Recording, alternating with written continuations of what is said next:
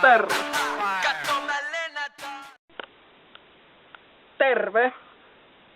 Mä oon Seppo 13V Rovaniemeltä ja asun siellä näin.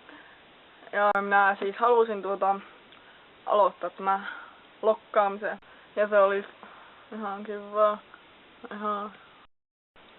Joo, minä halusin aloittaa vloggaamisen, koska siis minä sain inspiraatiota tuolta kaikilta mahdollisilta, mitä minä seuraan, katson niitä. Niin. Joo, mä tykkään olla kameran eessä. Tommonen linssilude on. Oi. Joo. Ja me tehtiin tosiaan Broidin kanssa semmonen biisi. YouTubeen voi käydä tsekkaamassa Ilmaveivi.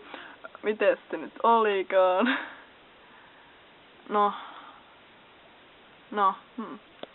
Joo, minä tosiaan tulin tänne Ouluun tänään.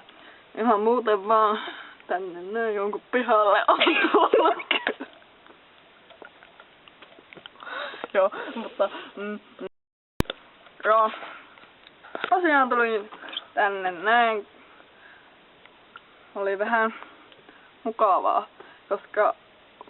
koska piti matkustaa niinku autossa aika montakin tuntia. Pari tuntia itse asiassa. Mitäs siitä?